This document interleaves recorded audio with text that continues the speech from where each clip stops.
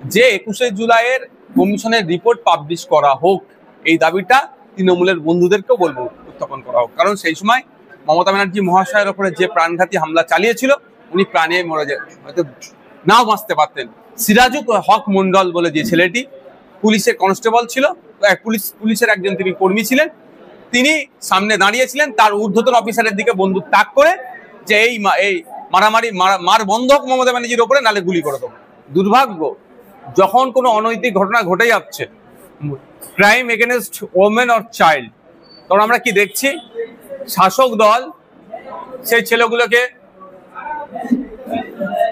বাঁচানোর চেষ্টা করছে। ছোট্ট ঘটনা, লাভ অ্যাফেয়ার, ও প্রেগনেন্ট ছিল, খদ্দের ধরছিল, এই ধরনের বলে আড়াল করার চেষ্টা করছে। ওয়েস্ট বেঙ্গলে হচ্ছে, গত কয়েকদিন ধরে উড়িষ্যাতে যেভাবে পরপর ঘটনা ঘটছে, আপনি শুধু উড়িষ্যা নয়, সারা রাজ্যে দেখুন, উত্তরপ্রদেশ, গুজরাট, বিভিন্ন রাজ্যে দেখুন যেভাবে মহিলাদের উপর অত্যাচার নেমে আসছে, এগুলো বন্ধ হওয়া দরকার। মহিলা নির্যাতনে সারা পৃথিবীর যে দেশগুলো আছে, আমাদের দেশের অবস্থান কোন জায়গায় দেখলে দেখা যাবে যে বৃহত্তর গণতন্ত্রে মহিলা বা শিশু সব এবং নাগরিক সুরক্ষিত নয়, যেটা মোটেও বাঞ্ছনীয় নয়। অন্য রাজ্যে যে ঘটনাগুলো ঘটে যাচ্ছে, আমাদের রাজ্যেও ঘটছে, কিন্তু আমাদের রাজ্যের শাসক দল অন্য অন্য রাজ্যকে দেখিয়ে তারা বৈতরণী পার করার চেষ্টা করে। দেখুন, এইটা দিয়ে জাস্টিফাই হয় না। উত্তরপ্রদেশে একটা ক্রাইম এগেনস্ট ওমেনকে দেখিয়ে ওয়েস্ট বেঙ্গলে একটা মহিলার নির্যাতনকে ধামাচাপা দেওয়ার চেষ্টা যেটা হচ্ছে, এটা মোটেও কাঙ্ক্ষিত নয়। আমাদের ওয়েস্ট বেঙ্গলের কথা আমি যদি বলি, একদিন আমি আইনসভার সদস্য হিসেবে বলতে পারি যে আমরা চাইবো আমাদের ওয়েস্ট বেঙ্গলে এই মহিলা নির্যাতন থেকে শুরু করে শিশুদের উপরে যে নির্যাতন হচ্ছে, এগুলো বন্ধ হওয়া দরকার। আমরা বন্ধ করার পরে আমরা বলতে পারবো যে ওয়েস্ট বেঙ্গলের রেট এখন এখানে এসে পৌঁছেছে, আর 2011-তে এই রেট ছিল, 2025-এ এই পৌঁছেছে, তখন অন্য রাজ্যকে আমরা উদাহরণস্বরূপ দেখাতে পারি। কিন্তু দুর্ভাগ্য আমাদের, আমরা সেটা হচ্ছে না। উল্টে আমাদের রাজ্যে যে ঘটনা ঘটে যাচ্ছে, অন্য রাজ্যকে ঘটনাকে দেখিয়ে ধামাচাপা দেওয়ার চেষ্টা হচ্ছে। ফলে ব্যর্থতাকে ঢাকা দেওয়ার জন্য অন্য রাজ্যকে আমরা টেনে নিয়ে আসছি। 10 তারিখে আমরা দেখলাম যে তৃণমূলেরই নেতা একজন রেজ্জাক খান খুন হয়েছে, সেই নিয়ে ভাবার উত্তেজনা ইতিমধ্যেই শেষ হয়নি। আমরা আজকে দেখলাম, আজকে যে সভায় আপনি উপস্থিত হয়েছে, সেই সভার ফেস্টুন ব্যানার ছাড়া কি করলেন? দেখুন, দুষ্কৃতীরা ছেড়েছে, আমি এর থেকে বেশি এখন বলবো না।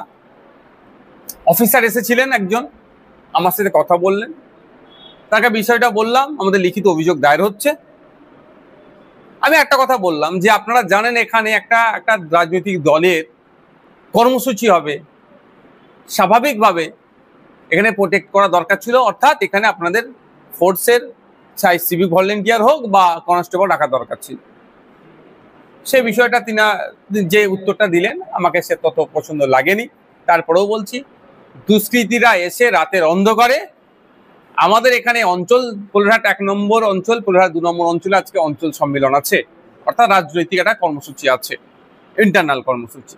আমাদের যারা প্রতিনিধি আসবেন তাদেরকে স্বাগত জানানোর জন্য এই অভ্যর্থনা কমিটির পক্ষ থেকে একটা তোরণ করা হয়েছিল, একটা গেট করা হয়েছিল। রাতের অন্ধকারে কিছু দুষ্কৃতী এসে সেটাকে ছিঁড়ে দেয়। এবার কে বা কারা, তাদের পলিটিক্যাল অ্যাফিলিয়েশন কি, আমি এক্ষুনি বলতে পারবো না, বা আমি হাত গুনাকে বিশ্বাস করি না, বা আমি হাত গুনতে পারি না। এটা প্রশাসনের কাজ হচ্ছে।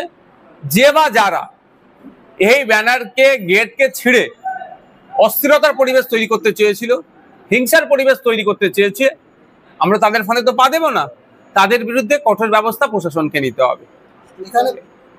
এই প্রশাসন দেখুক, বা রাজ্য সরকার দেখুক, বা প্রধান দল, শাসক দল দেখুক, যে পশ্চিমবাংলায় গণতন্ত্রটা কিভাবে, শাসক দলের যিনি চিফে আছেন দেখুক যে পশ্চিমবাংলার গণতন্ত্রকে কিভাবে গলা টিপার চেষ্টা হচ্ছে। গণতন্ত্রের বিরোধীরা যত শক্তিশালী থাকবে, ডেমোক্রেসি ততটাই সুরক্ষিত থাকবে। কিন্তু দুর্ভাগ্য আমাদের, কি রাজ্য সরকার কি কেন্দ্র সরকার দেখুন, সবসময় অপোজিশনের গলা টুটিকে টিপে ধরার চেষ্টা করছে, অর্থাৎ ডেমোক্রেসিকে দুর্বল করার চেষ্টা করছে। আমরা এটা হতে দেব না। আমাদের সর্বোচ্চ দিয়ে ডেমোক্রেসিকে শক্তিশালী আমরা করব। উত্তরপ্রদেশে একজন সেনাকে আক্রমণ করা হলো, আধা সামরিক বাহিনীর তিনি একজন জওয়ান ছিলেন, যতটুকু খবর দেখতে পেয়েছি। তারপরে ওই এনে যখন যাচ্ছিল, তার আক্রমণ চালিয়েছে। শুধু এটা নয়, সরকারি সম্পত্তি, বেসরকারি সম্পত্তি, ভিন্ন বিশেষ ধর্মের মানুষকে দেখে আক্রমণ করছে। এটা ধর্মের নামে উন্মাদনা ছড়ানো হচ্ছে। ধর্ম এটা কোনোদিন করতে পারমিট দেয় না। প্রত্যেকটা ধর্মের শেষ কথা দেখবেন সে শান্তির কথা বলছেন, সৌহার্দ্যের কথা বলছেন, ধৈর্যের কথা বলছেন।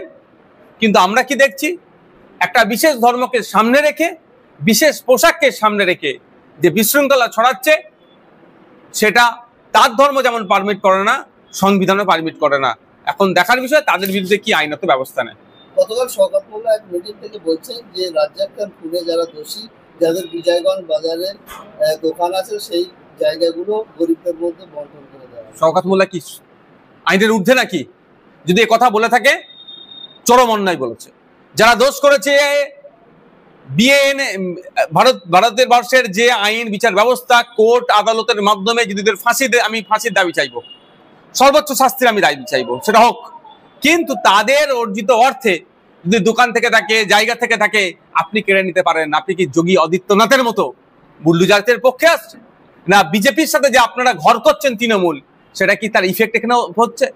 মন পাওয়ার জন্য, পরিবারের মন পাওয়ার জন্য, ভাঙড়ের মানুষের মন পাওয়ার জন্য এই ধরনের অবাঞ্ছিত মন্তব্য করছে। এটা চরম অবাঞ্ছিত মন্তব্য। যে খুন করেছে তার সর্বোচ্চ শাস্তি হোক, এটা চাইবো, কিন্তু তার সম্পত্তি অন্য কেউ কেড়ে নেবে, এটা হতে পারে না। এটা দেশের আইন পারমিট করে না। এবার শওকত মোল্লা সাহেব যে কথা বলছে, এর সাথে তৃণমূল কংগ্রেস সহমত কি কথার সাথে সহমত নয়, তৃণমূল কংগ্রেসের বড় নেতৃত্ব যারা আছে, হাইকমান্ড আছে, তাদেরকে আপনারা একটু জিজ্ঞাসা করুন।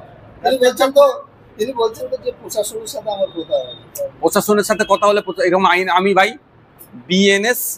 বিএনএসএস আমি যতটুকু পড়েছি, এই ধরনের কোনো জায়গায় বলা নাই কেউ খুন করলে তার জায়গা কেড়ে নিতে হবে। তাহলে নতুন করে পশ্চিমবাংলার মধ্যে ক্যানিংকে আলাদা দেশ যদি উনি ঘোষণা করে দেন, যে আলাদা দেশ ক্যানিং, এই আর ভাঙড়টা ওনার জন্য এখন যদি দায়িত্ব পেয়েছে, ভাঙড়কে হয়তো আলাদা দেশ আগামী দিনে ঘোষণা করবে। তাই ক্যানিং এর আলাদা সংবিধান, ক্যানিং এর আলাদা আইপিসি সিআরপিসির পরিবর্তে যে এখন বিএনএসএস করেছে, আলাদা করেছে, তাহলে ওনার যেটা আইনের বই আছেন, তো ওনার কাছে তাহলে আইনের বই এই ধরনের যদি উনি করে রাখেন, সেটা উনি বলুক। তবে এই ধরনের যদি করে থাকেন, উনি দেশের দেরি ছাড়া আর কিছু হতে পারেন না।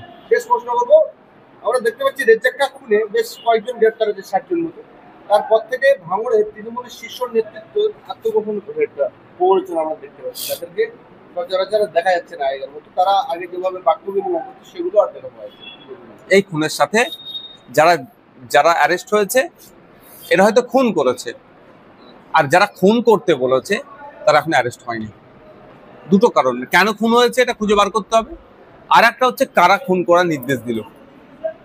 আমি আবারও বলছি, শওকত সাহেব ওই দিনকে রেজ্জাক খানের ডেড বডির সামনে গিয়ে দাঁড়িয়েছিল 10 তারিখ রাত্রে। Right side, left side, front side, back সাইডে যারা দাঁড়িয়েছিল শওকত সাহেবকে ঘিরে, তাদের মধ্যে অনেকে খুনি হতে পারে যদি সঠিক তদন্ত হয়। Thank you.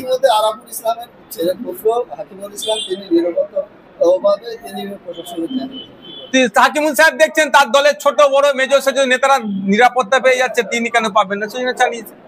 তবে যদি ওনার উপরে আক্রমণ হওয়ার কোনো সম্ভাবনা থাকে, প্রশাসনে অবশ্যই আশা করব তিনি এসবি আইবি যারা ডিআইবি আছে তারা দেখবেন থ্রেট কতটা আছে, নিরাপত্তা রক্ষী দেবে। তবে একটা কথা বলি, নিরাপত্তা রক্ষী দিয়ে সমস্যার সমাধান হয় না। কত নিরাপত্তা রক্ষী দেবে, কজনকে দেবে?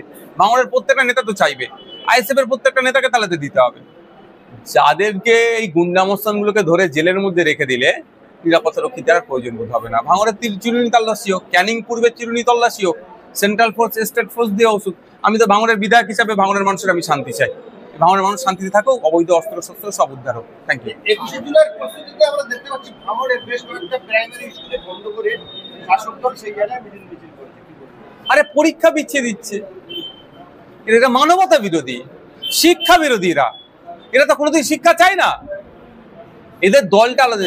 1993 সালের ঘটনা, তখন তৃণমূল কংগ্রেস বলে কোনো দল ছিল না, আর এখন বলছে তাদের সহিত। মানে এইটাই তো সব থেকে বড় অসত্য কথা। আর একটা কথা আমি বলতে পারি যে 21শে জুলাইয়ের কমিশনের রিপোর্ট পাবলিশ করা হোক, এই দাবিটা তৃণমূলের বন্ধুদেরকেও বলবো উত্থাপন করা হোক। কারণ সেই সময় মমতা ব্যানার্জি মহাশয়ের ওপরে যে প্রাণঘাতী হামলা চালিয়েছিল, উনি প্রাণে মরে যায়, হয়তো নাও বাঁচতে পারতেন।